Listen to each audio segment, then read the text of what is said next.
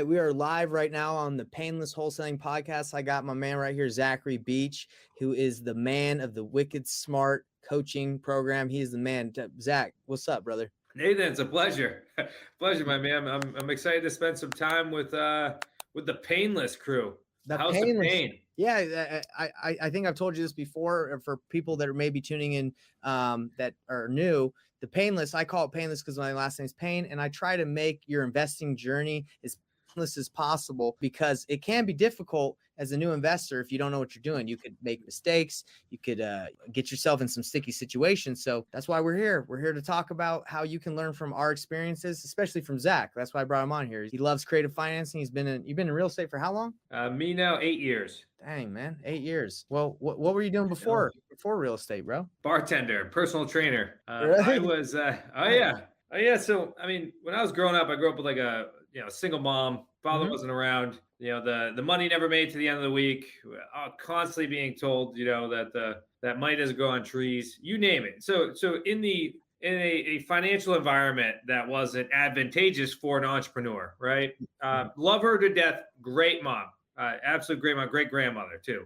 But just I was not put in an environment that was set up to be real estate investors or business owners. Multiple business owners, like that wasn't set up in my life. So I just consistently worked hard at certain things. And actually I found my first entrepreneurial journey when I lived right next to a golf course. And I used to find myself walking through the tall grass and picking up golf balls. And then I'd go to, I think it was like the seventh green or the seventh tee box. Yeah. I used to sell golf balls for $4. Like, dang, bro. I know. Well, now that I look at it and I go golfing, I went to the same course and I'm like, it's 3 golf balls is $10. I'm like, I was giving away golf balls, especially with the hard work, but that's kind of where things started transpiring for me. And then I went through high school, barely made out of high school, was decent in college. And then, you do what every, great person with a college degree does. They become a bartender. So I went and did that for 4 years. And then I ended up pairing up with my father-in-law, Chris, who's one of my partners on the company that we run now, or multiple companies that we run. And I went to him because he was going through a transition in real estate. He got crushed in 2008. He was trying to find his way, started doing creative financing. And I approached him and said, hey, I don't know if I'm going to like real estate, but it's going to be better than what the heck I'm doing. Yeah, for sure. That's when I made that transition from working late nights as a bartender and then personal training very early in the morning. I got burnt out there. So made that shift. It took me about 6 months to do my first deal. It ended up being a sub-2 deal. And then kind of, history was kind of just started there in real estate investing. So let's talk about that first deal because a lot of the viewers, a lot of people that listen to this are brand new to investing. You said 6 months. A lot of people that get into this, they want to deal within their first week, man. How'd you stick it out for 6 months? It's funny that you bring that up just because we partner or coach with students. We really lock arms with them across the country. And unrealistic expectations is one of the greatest downfalls to any brand new investor, any brand new business owner, period. I just recently read a book, Your Next Five Moves from Patrick Bet-David. Awesome book. So I was listening to the book and I was walking out of, at the time I was going to the YMCA. I was walking out of the YMCA and I heard him talk in the first part of the book.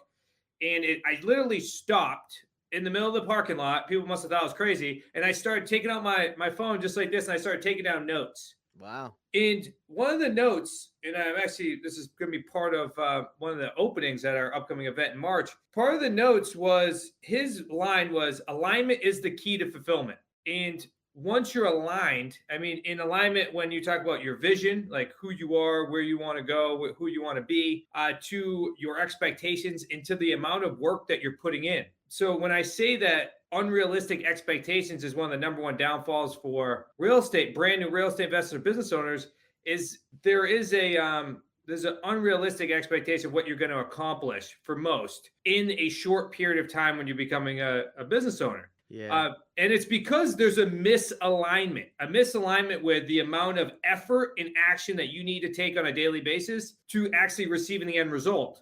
So he says it very eloquently, stating like, what you really need to do is, if you want to be in alignment with your end vision, and it has to be a big vision. And for somebody brand new, doing their first deal is a big vision, or leaving your job is a big vision. and trying to get enough money in order to eclipse your salary, you either, number one, need to raise your the amount of action that you're taking consistently in order to meet your expectations, or you need to lower your expectations to meet the amount of work that you're currently doing. So when I put myself back in the position when I first started making phone calls, because really this is the most unsexy thing I'm going to tell you when it comes to real estate investing, and that was I spent the first 2 years of my real estate investment career on the phone for 50 to 60 hours a day. I was either on the phone creating what we would call leads. So I was talking to prospects, qualifying them with scripts, and then moving them through our funnel. Right. Or I was going on appointments where I was trying to convert those properties to deals. And I used to leave every single Wednesday or Thursday for an entire day. I booked my own appointments for the entire day. I used to travel through 3 states, Mass, Rhode Island, and Connecticut. And I would hit anywhere between 4 and 6 appointments in that day. So I'd leave at like 6 in the morning and I'd get back at 6 at night on the road. I was like a road warrior at that time. Bro, you were dedicated, man. That's wild. But that was the beginning of my real estate investment journey. Mm-hmm. And that was because my willingness or my vision was pulling me in such a direction that I needed to raise the level of my game. And at one point in time, Nathan, I was bartending, personal training, and making dials during the day. That's beautiful. Consistently.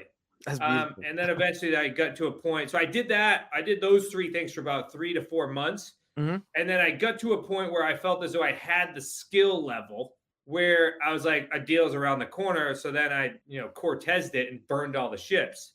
Got you. Which I don't always recommend at the beginning. But I was young. I was able to do that. I didn't have a lot of overhead. I didn't have kids or anything like that. Not a lot of responsibility. And then it took me, additional probably 2 months, and I landed my first deal, which was this sub 2 deal.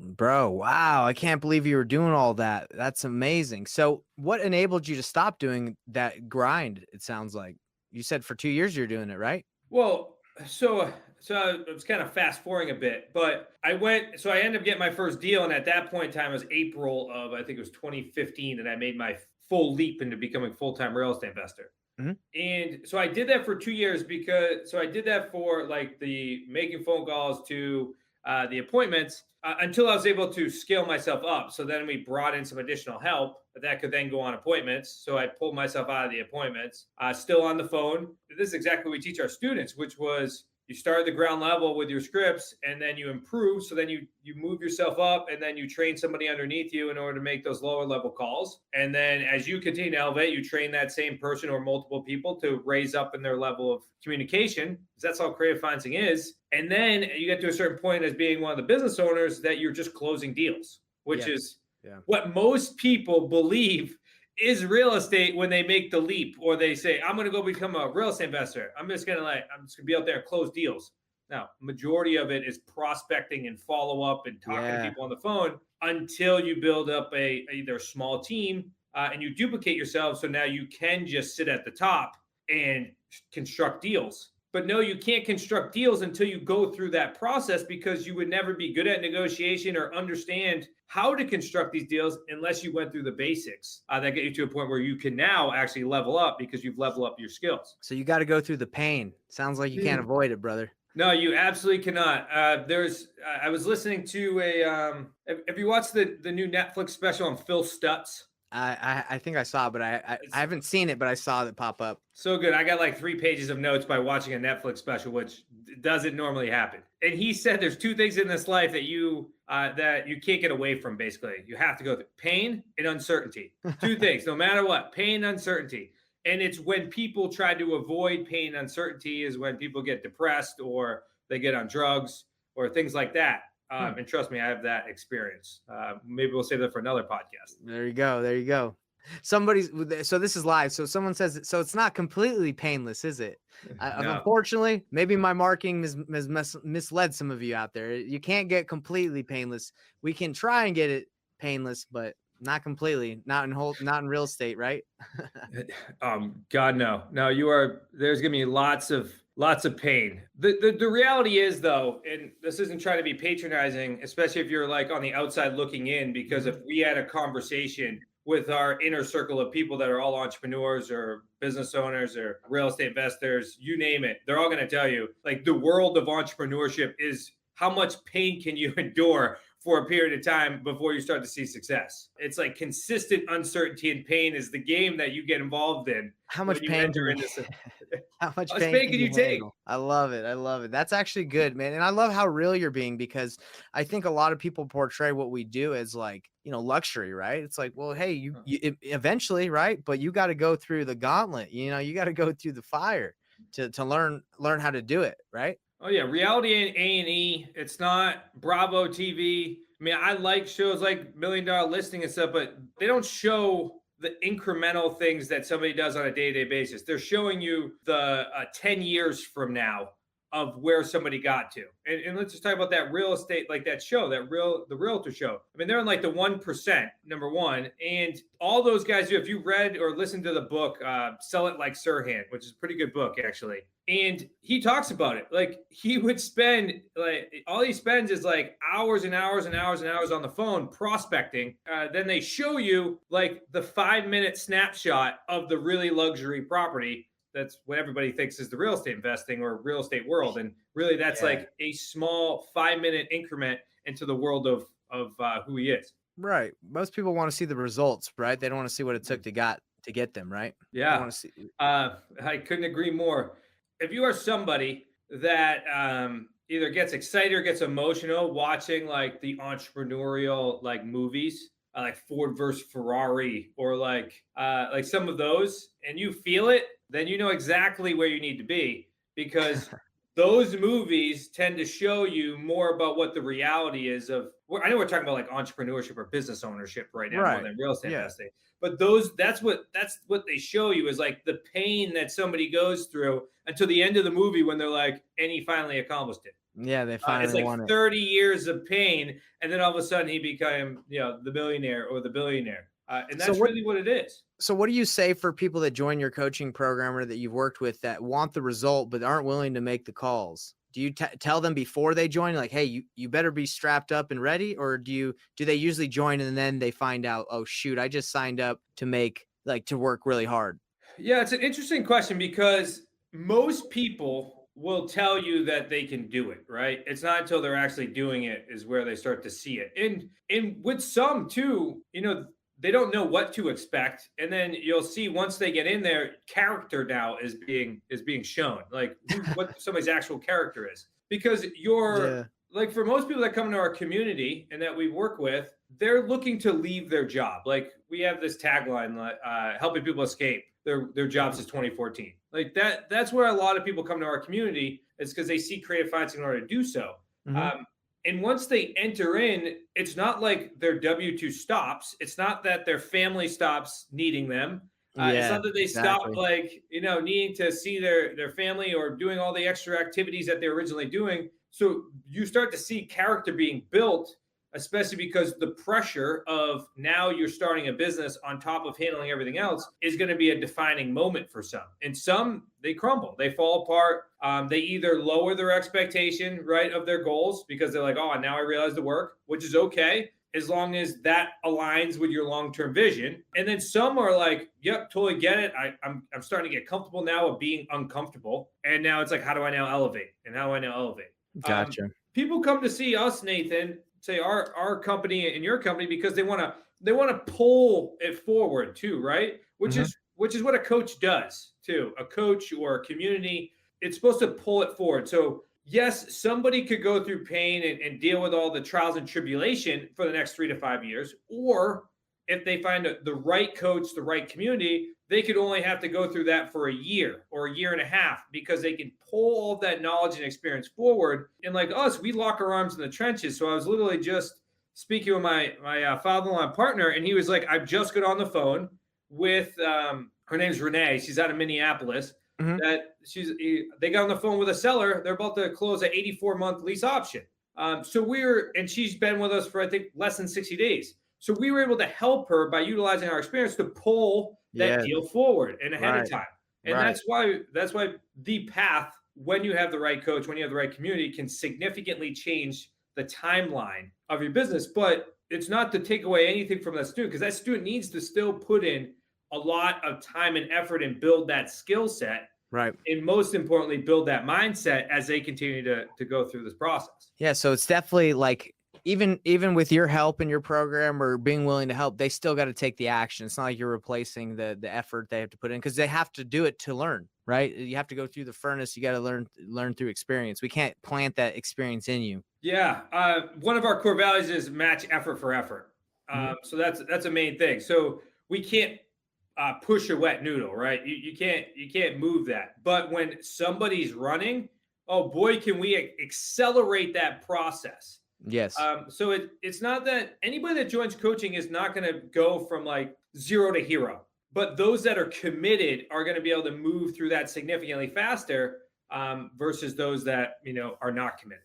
Have you had to have some of those hard talks with some of the people that you work with and be like, bro, you ain't doing nothing? Of course. One of our other core values is clear, blunt, to the point, no gray area. That doesn't mean for us to be rude. It means it's wasting time if you don't go ahead and share with them what their current skill sets are or what their current actions are telling you about where they're going. And some people just need to see a mirror. If you ever read the book $1 Trillion Coach, which is another really good book, it's based upon his name's escaped me right now, but he was basically the mentor to Google and to a lot of those massive tech companies. Yeah. And he said that a coach is somebody there to show you your blind spots. So it's really easy for us to go in the mirror and be having a tough day and blame everyone else, right? Or blame everyone else for the results that we're getting. But if you have a really good coach or good, community where somebody can literally look at you and say, you know what, the big challenge is you. You're not being coachable. You're not following the directions. You're not putting in the additional effort. You're putting in minimal effort in order to get the results. And the results are coming from that effort. So having those tough conversations is absolutely a daily message to some. Yeah, and some people don't want to hear it, man. Some people don't want to hear it. Hey, I know I have to do certain things too, and it's those small, simple things that you have to do every day that make the big impact. So, Nathan, I'm guilty too. Absolutely guilty. I at any point in time have at least one, if not up to 3 coaches in multiple facets of my life. Either that or I'm a part of a mastermind. That's the reason why you and I are here connecting, right? We committed to being a part of a mastermind in order to grow our skill sets, our systems, our mindset, whatever it was that we came into that mastermind for. And it's available there for a mirror or to bounce ideas or to ask people tough questions. Hey, these are the results I'm getting. What am I doing wrong? You're maybe 5 years ahead of me in your business. Tell me what should I expect? Am I being unrealistic? Those are the questions that we get to ask to our mentors and people that we surround ourselves with. So let me ask you something about your program. So you partner with students, correct? Like to help them out? Yeah, we do a profit share with our students. Yep. So how does that look? Do they provide you with leads that they can't close, but they're like, hey, I know this person is legit. I just don't know how to negotiate it. And then you go in, you send in your closer and get it done. Is that kind of what it is? No, not exactly. So the way in which our associate experiences work is you not only get a coach, like a personal coach, you're also going to get small group coaching, a 90-day on-ramp, and then consistently being able to communicate with our coach. It's almost like we can put them in your business. Yeah. So we bring them from anything from the very beginning. Let's say you're brand new, move them into show them how to set up their systems, put everything in place, and then be able to go from there to help them build on we call it our genius models, their mindset, their skill set, and their systems throughout the process. But we actually help people put deals into their portfolio. So as they bring leads in, we can then communicate with them at the beginning of their journey where it's like, hey, I called on a prospect. Can you jump on a 3-way phone call? All right, great. We'll do a 3-way phone call. All right, we move that prospect forward. Hey, can you be available on the phone for me when I go visit the property? So that way the seller's got additional questions. You could jump in on it. Hey, can you be available in order to help me negotiate this deal or help me craft up some offers? Oh, I'm about to send out an agreement. Can we make sure we review this, revise it? Make sure it's all set to go out. All right, now we've taken under agreement. Can you now help me launch and market my property in order to drive buyers to me? And then we help them go through the entire vetting of the buyer process. Okay, so it's the whole process. Yeah. Yeah, so we help them put deals into their portfolio, and then what we have is a rev share from it. So they're actually getting all the benefits of ownership, taxes, all that benefits. We're just getting a rev share as being their advisor or their coach. And I like to call it a quasi partnership is because our coaches are on the phone with these with our students probably more than they're, around with their family. Wow, that's wild. Mm. So I have a creative deal I want to ask you about. So it was yesterday. One of my students brought me a lead that he said she wanted to sell. I called her and she wanted too much for a wholesale deal, like most people, right? They don't want like 50% of what their house is worth. And so I said, hey, I can give you what you're asking, but I'm gonna need to do terms, right? And she's like, okay, what does that look like? I was like, no money down. I can do 4% interest. I didn't talk about interest. I just said the payment, right? I said the payment, your mortgage payment is $1,300. I can do like $1,400 a month and no money down. And she's like, okay, I can do that for 2 years. So we did a 2-year balloon. And right now at Airbnb's for $3,000 a month, and regular rents are $2,000. So for me, I think that's a good deal because I get to get into this property with no money, and she signed and everything. We're good to go. But so no money. It's already fixed up. It's already in great shape. It's remodeled. Yeah. So tell me, just hearing that, does that sound like something that's like a good deal, or would you be like, nah, man, that sucks? Because I'm not like the master of creative, but I know as long as I've been told if you can make at least 300 cash flow a month and not put anything into it, it's a good deal. So Nathan, I would always start with, because that could be a good deal or that could be a bad deal. Go ahead. And let me walk you through this. And that's because I don't understand what the end goal is, right? Mm-hmm. If I understand the end goal, so what's your exit strategy? So when the 2 years comes up, what are you going to do? Either refinance and keep it or sell it. Okay. And if you were going to sell it, did you buy it at a discount? So I bought it so right now it's worth 300,000 right in Okay. its current state.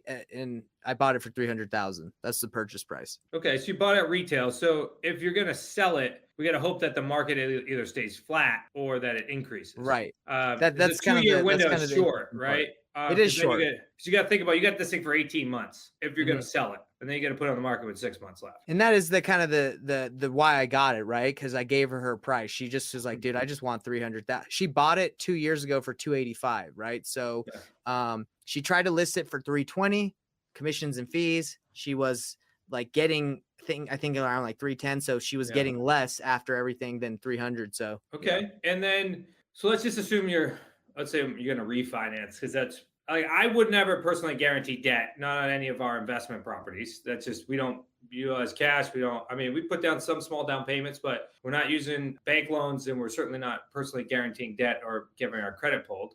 Okay. So let's talk about, let's look at the rest of the deal. So you bought it for $300K. What's the mortgage balance at the time in which you bought it? For her mortgage balance? Oh, I didn't ask her what she owes on it. I just asked her what her mortgage payment was, and it was $1,300, and she bought it 2 years ago. So let's just say she bought it $285. It's been 2 years. Let's say it's down to like $280, maybe. Okay. All right. That could have been a sub 2. Well, it is a sub 2. I don't know if I explained it right. I'm bringing nothing down. And I'm just taking over and making her the payments. Did title transfer? We haven't done it yet. I just signed it yesterday, but I'm assuming we would do just the normal sub 2 route. Okay, so purchase and sale agreement subject to existing loan. Yeah. So you're going to have to find out her mortgage balance because you're buying it subject to her existing. Yeah, loan. Of course. Yeah. So her mortgage balance. Okay. Yeah. So I would have to find that out. Okay, it makes sense. And then I just knew it was less than what I was buying it for, so I didn't really ask. Here would be some important question. So the question I'm asking is like if I asked the student. Of course. Yeah. So basically, she's financing. Let's say if she's got a balance of 280, she's financing $30,000 or $20,000. Mm-hmm. Is that $20,000 going to be due as 0% interest and just a balloon in 24 months? Yeah. So what I was going to do, the way I set it up is in 24 months, I was having the payment 4% interest basically go towards the purchase price, right? Like and go down, and it was going to. At the end of 24 payment periods, it was going to be 286 that I would owe her after 24 payment periods. Okay. Does that make sense? It's just 4% interest, and it's taken away from the principal for 24 months. Like that, some of it's going to interest, some of it's going to the principal. Yeah. So are you creating a new loan? And I don't want to overcomplicate this here, but are you creating a new loan at 4% interest rate that's going to pay and service the original loan? That's how I set it up. Yeah. Okay, so we'd be creating basically a wrap mortgage. So you got to close on it and put a wrap mortgage on it for $300,000 at 4% interest rate. That loan is going to then service the original loan that's on the property. Yeah. So if I misunderstood. So subject to is just assuming their payment. It's not doing a wrap, which Well, I'm wouldn't doing. yeah, just I think we're saying the same thing, but assuming would mean that you're signing personally on that debt. Okay. All Which we we're would not. be doing is closing on it, and now we're making payments for the seller. Because the way a sub two works is, and this would be for the audience. This is great, man. I mean, so, this, let me so the just way tell it's everyone, yeah, sorry, go let me ahead. just say something to the audience. Look, I've done a couple sub two deals and I don't really know what's going on other than I just got the numbers right. Yeah, And but I the know that's best thing probably bad, about but that, Nathan, is you're taking your next step. You're not afraid to take your next step. And most of the time, fear right. holds people back from doing a deal. That's also why people get coaches, right? Is to eliminate some uncertainty. So the way a sub two would typically work is you approach a seller. So in this circumstance, you would approach a seller. You say, hey, I'm going to go ahead and we're going to purchase your property. Mhm. I'm going to buy your property subject to the existing loan. That's not, I wouldn't use that language when talking to a seller, but you're going to close on it. In this case, you'd be buying it subject to the existing loan. So assume that loan, maybe that loan is at 280. So you're buying it subject to 280, right? That loan is going to stay attached to the seller and remain on the property. You're not paying it off. The seller, in most circumstances, the seller would then be financing the difference. So it'd say it's 280. She's got 20 grand in equity. Okay. And the way in which we would typically structure that is then at 0% interest, 0 payments, doing a balloon. So it's just basically a placeholder. So that's one way you could do it. The other route that you're talking about is you're recreating a new mortgage, you and your attorney, and now are creating a mortgage that wraps the current mortgage that's in place in order to, and that new loan will service the original loan.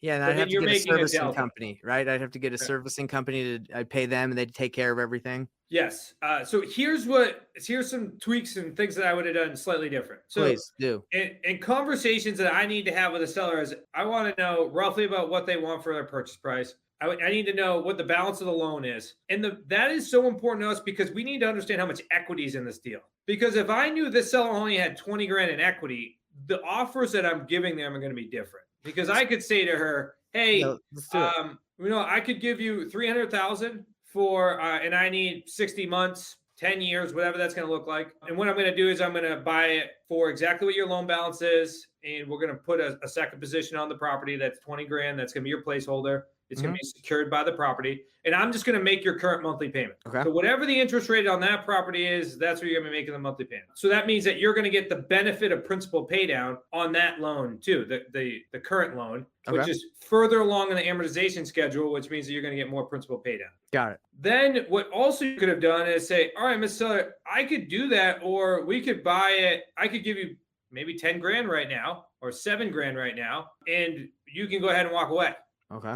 You just bounce. All right. So now it's like, now you just bought the property sub 2, you put down 7 grand and you have nothing owed to the seller. Now what that has done is there's no end date on sub 2s. Like you just make that payment on that mortgage. So that property just went from a 2-year deal to a 30-year deal or whatever. You can do whatever you want with it. Okay. So you're looking at it this way. You're saying, hey, look, really the equity you have is this. Will you take this equity just to bounce? Right. And look, I'm just going to take over the payments, right? It doesn't matter to you because I got it covered. So versus what I did is I just said, hey, in 2 years, I'll pay it off, the whole thing off. Yes. It's common mistakes, especially if you haven't done a lot of sub 2s, is we're assuming, and this is something that it took me a long time to get this too. Mm-hmm. We're assuming things that the seller wants because we're so ingrained or we're so used to and have a specific paradigm on how things operate in real estate. Right. It's like this seller doesn't want to be a part of this property and only will go 2 years. Okay. Well, why would somebody sell me the property, a transfer title without me, either giving them a high interest rate or giving them a bunch of money or paying full retail price? We almost, and this was me too, you almost put yourself in like a beggar's mentality because it's like, well, if they're so graciously going to give me a creative financing deal, then I need to make this deal like the best thing in the world for them. Right. In all reality, we just need to solve their problem. And once you solve their problem, their pain of you solving that problem or your elimination of that pain, no pun intended, is going to then create a good deal for you. So like, let's say this seller, if we didn't bring to the table and say, these are the terms I want, I'll pay you 2 years, I'll pay you 4%, you could have potentially, right, in hindsight, structured a better deal, because you just asking more questions to say, if I did this, what would you be open to? Or, hey, I may be able to give you your purchase price. I understand that, obviously it's been tough to sell this thing on the market. If I was able to get your price, how long of a time frame do you think you'd be able to wait for your equity? And then she could have said something, and you could have hemmed and hawed and got her potentially, like, if she said, I would do 2 years. And you're like, I would love to do that, but at 2 years, I'd only be able to do this. Or, I would really need 60 months if we were going to do that for you. Is that something you're open to? And so it's just being on the same side as the seller trying to solve their problem. Yeah. And I think from you've been doing this a while. For me, it's like I don't really have those that muscle developed on how to ask the right questions, right? But no, those are great questions to ask as you're saying it. Like again, I didn't really care what her mortgage was, right? Like that she currently had, because I was like, well, it doesn't really matter if I wrap it, right? That was my thought. But you're right. Like if it was like 10K, then it's like, well, let me just get her 10K and we don't ever have to worry about each other ever again with a balloon payment. 100%. And you actually like created more work by going to the wrap right away instead of just taking over that, understanding what her equity was. Because if she, like, let's say if she has 20 grand in there, let's be honest. If she has $20,000 in equity, if she even got her purchase price, let's say she got her purchase price at 300,000, how much money do you think she actually put in her pocket? Like, how much money do you think she would put in her pocket? What do you mean by that? Like, if she owes 280 and we gave her 300,000, that's 20K, right? Well, so let me back up. I know you're not in my head. So let's say she sold the property for 300,000 traditionally. Yes, with a realtor, with an agent. With an agent. Closing costs, she would probably put in her pocket somewhere between $3,000 and $5,000 at the most. Of course. So a change in script, and this is a script that we use quite often, and absolutely changes the dynamic of the conversation, which is, all right, Mrs. Seller, I understood that you were on the market at one point in time. If you sold, how much net do you think you'd put in your pocket? Like, how much money do you think you'd get? And then she would give you a number, and you could have said, well, hypothetically, if I could get you around that number or at that number, would you be open to me just go ahead and paying you over time? And you may have just dramatically dropped the amount, like, because you offered, right, the 300,000, you may have dramatically dropped that to $5,000. She would have got 295 or 290 versus or 285. Right. By saying, hey, this is what you would have probably taken away if you listed it, right? After commissions and fees. Yeah. And it's actually getting them to say it, which is even more important. Which is the key, right? It's got to be their idea, or they got to feel confident about it. That makes sense. So then imagine this too. So you get her to now say, I was only going to get $5,000. And now imagine if you said, well, I know you're only going to get 5. So imagine if I was able to get you to 5, here's what it may look like. And she says, and maybe that's a 48-month term or something. And it's like you pay her $5,000 in 48 months. Or now you can even start to say, oh, I'll give you $7,500 if we can change this to an 8-year deal. Or you maybe say, hey, how about I give you a portion of it now and we do an installment sale? So now she's got maybe, because we bought a property very similar. They had $15,000 in credit card debt. We bought it sub 2. And then what we said was, hey, I can't give you the whole $15,000 now, but what we'll structure is over the next 3 years, I'll pay you $5,000 every year until it's paid off. And of course, that gives you plenty of time to make a bunch of money on this property. It also does solve the seller's challenge, and it actually gives her a little bit of money in her pocket. Wow. There's a lot of you can do here, man. It's blowing my mind. I'm just a rap guy, dude. That's all I can think about. Oh, let me just put just put in my calculator and make a new loan. Yeah. And actually that's probably the more complicated way of going about it, in all honesty. Because you're adding another layer. You now have to create a new instrument. Yeah, for sure. So the wrap mortgage definitely comes into play in a lot of circumstances. And it does, especially when the seller wants to be in a better protected position, and if the seller wants to eventually go get another loan for a property, because that wrap is now going to show on their debt to income ratio that loan's being serviced, the original loan. If you're buying it sub 2, it actually won't show that it's being serviced. So it's going to depend on the person that's there. There's also contract for deed or deed in lieu. You can utilize those as well, land contracts, which I don't think we have enough time here to talk about that here today. But that's another way in which you can structure these types of deals to get them to the end result that the seller wants. So just so many ways. So let me say this to everyone listening, because I know this may have jumped over your head, which is completely understandable. And that is creative financing. Most people believe that creative financing is more complicated than wholesaling, fix and flip. But in all reality, there's actually less moving parts because there's less people. What tends to make people, look like a deer in headlights is that there's more options available. And knowing when to use those options is what, kind of stops people. So know that over time just comes with experience. But I love what you're doing, Nathan, which is like, I'm going to go out there. I'm going to figure out how to do this. My first deal isn't going to be perfect. Definitely not. My first deal definitely wasn't perfect. Neither was mine, bro. But we're going to get better over time, right? We're going to get better over time. Let me humble myself here for a second. So I talked about that deal. That original deal, that sub 2 deal, we ended up acquiring it. That property was listed in it was in a town, but also listed in a segment of a town as well. It's called Holden and Jefferson. One of them had it listed that it had a lead certificate. One of them did not. We placed a tenant buyer in the property, which is how we operate on our back end. And the tenant buyer ends up doing a lead test. That cost us $30,000 on that deal up front. Over time, that deal became good. I think it ended up being like a net 70. But imagine this: bartender, personal trainer. It takes me 6 months to do my first deal. I'm working with my in-laws who have 25 and 5 years of experience. So they have so much more experience than me. I do my first deal. I bring this deal to the table. Sub 2 costs everyone $30,000 up front. They're like, dude, let's get this guy out of here. I know. I'm like this guy's probably not meant for real estate. That's awesome. That's funny. But that's it. It kind of loops around back to the beginning of our conversation, which was I didn't let that stop me from saying, hey, I got a lesson learned. We actually included in all of our agreements, all of our students now, if they look at the agreements, actually have a lead section in it.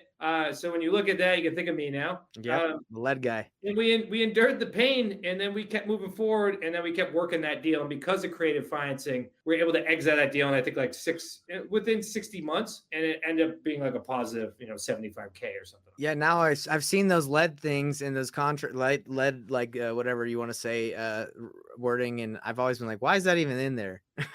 Yeah, well, you know why now. Now I get it. So let me ask you this, because this happens all the time with new wholesalers. They'll say, hey, I got a creative deal, or hey, I got a sub 2 deal. And then they're like, you just need to bring 100K down or 50K down or a ton down. Does that kill a deal most of the time? Because in my mind, it's like, hey, if it's more than like 15% of the purchase price or 20 or a certain amount, nobody's wants that. Tell me if that's true. I don't want to give like a blanket statement, because yes, high down payments tend to kill deals in our world.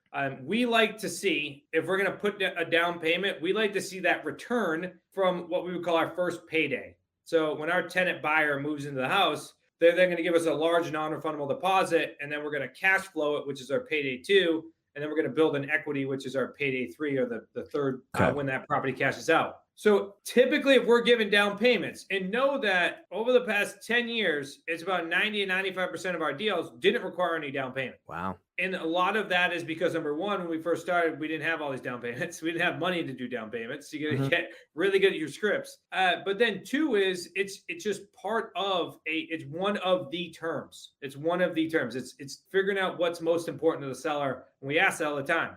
Is it price? Is it down payment? Is it time frame? You tell me what's most important to you, and I could more than likely craft something up to help you get there, but I won't be able to give all of it to you, because then it doesn't make financial sense for me to buy it. Gotcha. So I know I went off a little. No, that's good. Because the reason I ask you is, the reason I asked you is just because I talk to a lot of sellers who, like, for example, I have a call with someone at 3:30. She wants a higher price. House isn't that bad. She's not going to accept a cash, like a wholesale cash offer, but she needs the money because she says she's trying to retire and take all her equity. She owes $80,000. Her house is worth about $300,000. So she's going to take the equity, move somewhere, and she wants to buy something cash. So for me, I'm like, even if I were to work something out with her, she's going to want a certain amount down so she can put down on a new home. So part of me is like, forget the subject, creative financing. Let's not even think about it. You know what I mean? Yeah. Some of that means that the seller needs to go through more pain is the truth. Their motivation not there yet in order to do a creative deal or a wholesale deal, right? Right. Because my open dialogue with a seller is like, the only person that's going to give you all of that money down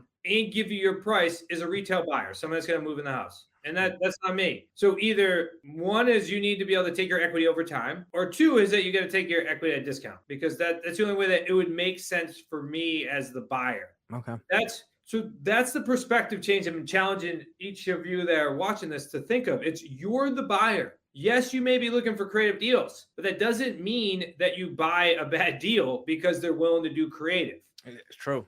Very true. So when we put out a down payment, if we're going to put a down payment, we're typically in like the 3 to 5% range, because we know we're going to be able to get 5 to 10% from our buyer, which means that we're already positive on the deal. Do you sell it to your buyer on a wrap? Is that how you do it? Typically, we're selling it on rent to own or a lease option. Okay. Because we got more control of it. Plus, if we have title, so there's 3 ways we buy. We buy on lease options, we buy on sub-twos, and we buy on owner financing.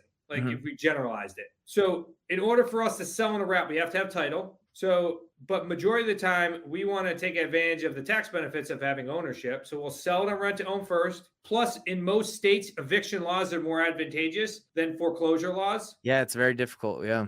So it depends on the state. Like in the state of Texas, you're probably going to do all wraps, and you're going to do all sub-twos, you're going to do all owner finance, you're going to do all wraps, most likely, because that's what that state is. The laws are built for that state that way, because the foreclosure process is like 60 days.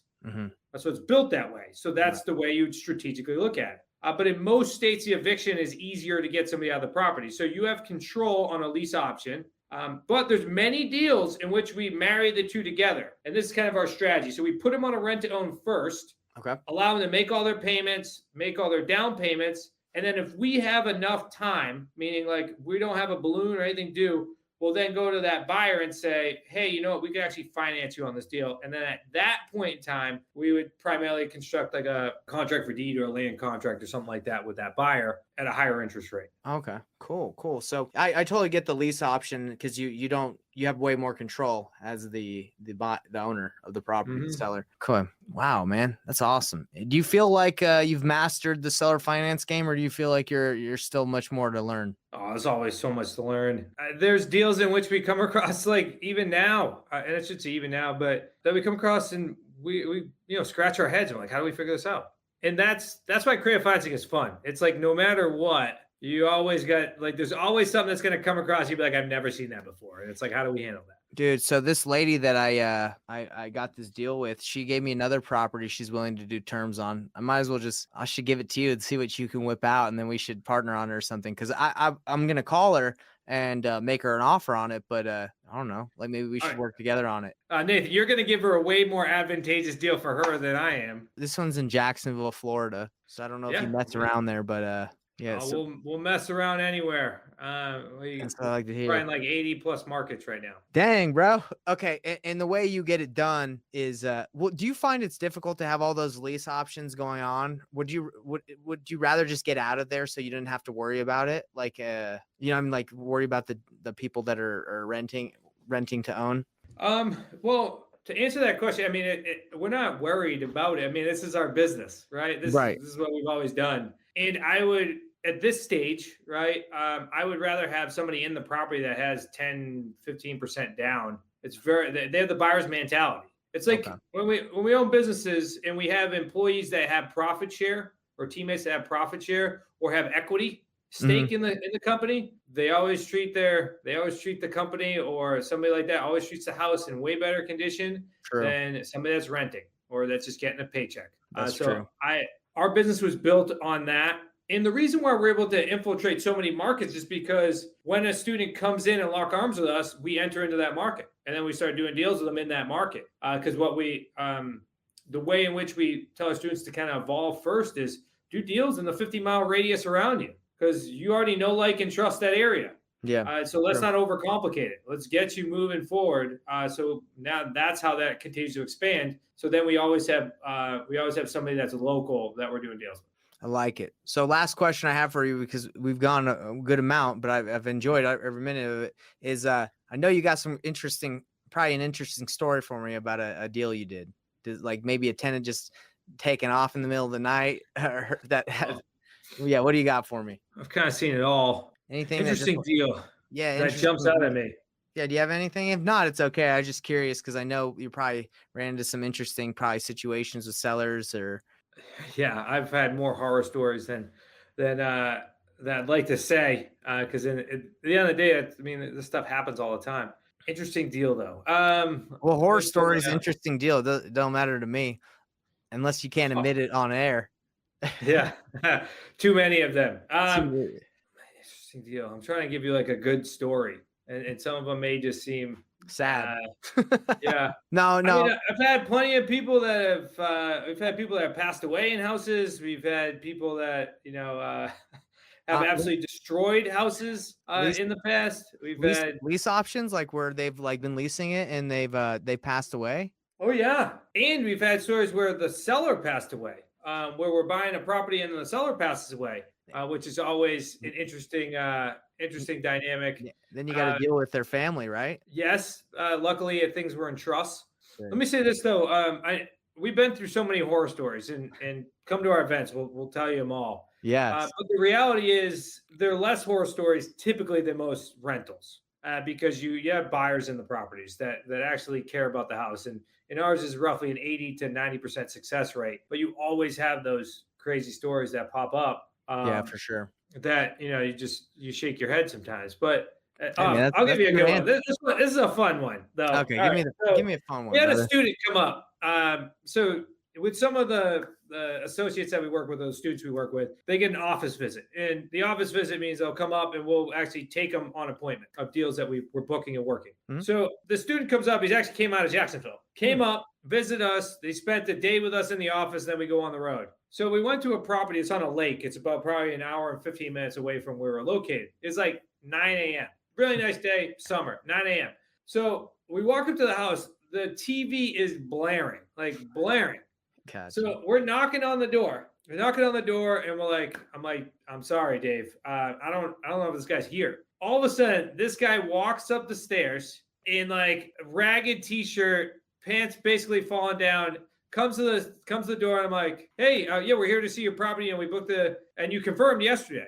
And he acted like he had no idea what the heck I was talking about. So when I walked in the property, he starts showing me the house. And what I noticed while he's showing me the house is he's slurring. And I'm like, oh God. I'm like, I look at Dave and just go, this dude's hammered. This guy's, yeah, he's a hungover. So we walk all the way down. Oh no, he just started drinking at like 6 Oh, a.m. okay. Not hungover. He was hammered. No, he was hammered. Walk all the way down to the dock, right? Because like this house walks, it's on a lake, so it goes down and then you get to the lake. And we're sitting at the dock, and I just start to explain stuff, and he just looks like, he's hammered. So I just stop and go, all right, you're clearly drunk right now. Like, there's no point of us having any more conversations. We should probably just go, and then we'll call you tomorrow. So that's one. I got another good one for you now, because now you got Go ahead. Yeah, they were gonna start coming now. So we're in Central Connecticut. Central Connecticut, Waterbury area, which isn't a great area.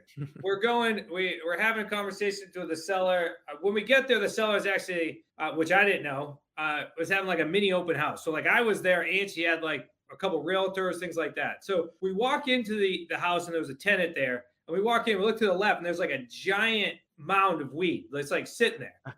So we're walking to the house, and like literally there's probably 5 or 6 of us walking through this property. And I'm having a conversation with the seller, and I'm like pretty much ignoring it because, it's, I guess, normal in like the Worcester Central Mass area. So I was pretty much used to it. But we start walking through, and this was another office visit. Just to let you know, his name's Link. He's one of our coaches. He came up from North Carolina. Yeah, these guys are like, what's going on over here? So now this seller, this realtor that's there is like hustling the seller. Like she's all over her. She wants to get this deal done. So eventually she ends up doing the deal because the lady's talking to me. I'm like, hey, if you just want to go with the realtor, I don't, obviously this isn't going to be a good deal for me. So now the realtor is signing paper on the table. So the student is now taking a picture of the realtor, and it's the realtor basically signing a contract next to a giant pile of weed. That's right. That's funny, So man. there's a couple funny stories of like, and the student's like, man, yeah, the student wasn't ready for that. I bet he probably liked that. Oh, it was comical. I mean, he's from the South too, so he was just like joking around the entire time afterwards. So those are the interesting things that happened. Needless to say, we didn't buy either one of those properties, but you go on enough appointments, man, you'll see some stuff. Yeah, and that's what I love about. I can tell just from what you're saying, man. You love what you do and you love helping others, man. So it's great to have you on here. And I would advise anybody that's watching this, wants to crush creative financing and wants to learn, to hit up Zach at the Wicked Smart. How can they hit you up? How can they reach out to you? Yeah, let me make sure I get you guys a free book link here. Let me make sure, because I know it's live, so I want to make sure I got the right one. So it is wickedsmartbooks.com/Nathan.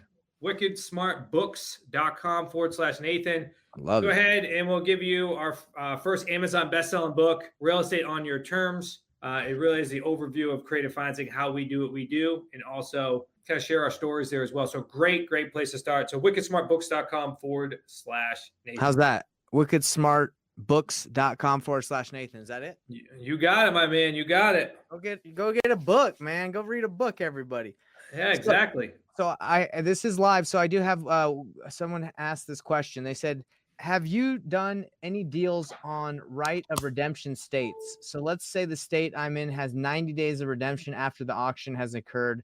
Can you assign it during the redemption period? So I don't know if you know that. I don't know anything about that. Yeah, some states it's a redemption period, but these are auctions. Okay. We're not buying properties at auctions. We're buying properties. So think of this. This is like nice move-in ready homes, or our need to be updated, something like that. This isn't auction houses. Even in the foreclosure process, we want to catch these deals even before they go to pre-foreclosure. But that would be like if they hit pre-foreclosure, that would be like our window before they went to auction, before they went to banks, because we want to avoid banks. Gotcha. Oh yeah. This now that you talked about, you don't really mess around too much with flips. So let's say a seller wants to sell you a property and it's a good deal, good terms, but it's completely trash. Do you guys mess with those, or do you only really touch the ones that are like move-in ready and you can just get, turn around real quick? Yeah, we would call those work for equity homes. And if you're first getting started, that might be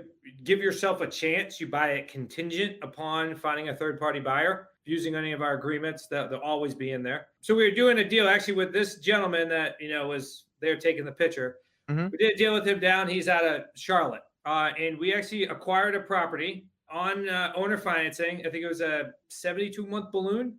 Mm-hmm. Didn't even have copper in the house. Oh, man. We bought for like $80,000 on terms, and then what we did is we looked for a work for equity buyer who happened to be in a contractor. They came in, did a bunch of work to the property, and cashed us out. I think that deal ended up acquiring high 80s total profit. But you're not messing with you yourself. You're like, I'm not going to go fix something up on terms. No, and it's not that you can't. It's definitely not that you can't. So if I could kind of tie things in a bow here, creative financing for those that are listening, like right now, let's say you're actively following Nathan, you're doing wholesale deals, you're doing fix and flip. Creative financing now is the ability to go ahead and acquire another deal from the current leads that you're bringing in. Yes. At least one more deal. And then this deal will happen to be able to bring you cash monthly, and back-end profits. But it's stop throwing away your leads. So if somebody says to you, I'm not willing to take the deal in which you're proposing for a wholesale, then you can make another offer. Exactly what Nathan just did. It doesn't have to be perfect. He made another offer because the first option that they went to didn't work. He said, all right, well, how do I do another offer? Create another offer, get another property under agreement. Because if you've read any of the books of Stephen Schwarzman, the guy who started Blackstone, he always says, don't over-negotiate deals, because if there's a high potential of long-term gains on it, then you create the best deal you could possibly get. So it's like, that's what you did, Nathan, right? You go, with my knowledge and what I have available, this is the best deal I could possibly get, because I'm not going to like completely fret over that, because I know that I can make $1,000 a month off this property for the next 24 months. And as I go through it, I'll figure out my exit strategy. And that's exactly what you can do with some of the stuff you're doing right now. Man, I love it. And I think you're a great guy to learn from. And what we're going to do, we talked about this earlier, but in people in my community, I want them to, if there's anything that they have and it's creative, that that directly just send them to you, right? We got to figure out how we're going to do it though, right? Like, if they have something, they can send it over. Maybe they can fill out a form or something. Yeah, we'll have to figure that out. There's a handful of people right now. It seems to be a massive need for that when it comes to losing deals, and you probably get a bunch of trash too, to be real. You probably get a bunch of sellers who aren't even that motivated, right? Well, the challenge with some of that is that we got to build the student or the real estate investor from the ground up to know how to, for that communication and to recognize a creative deal versus a wholesale deal. So it's never a bad idea to invest in your education for both wholesale and for creative. They're not going to, they're not going to cannibalize themselves. And if anything, you may want them to sometimes cannibalize themselves. Yeah. Because I know so many people that start in wholesale and then they start to do some creative deals and like, why am I wholesaling these things out anymore? I'll just be the buyer. Exactly. Well, we'll figure it out. But hey, it's great having you on the Payneless Podcast. Thanks for letting everyone know what they can do. We've covered some great stuff. So is there anything else you'd like to leave the audience with before we tune out?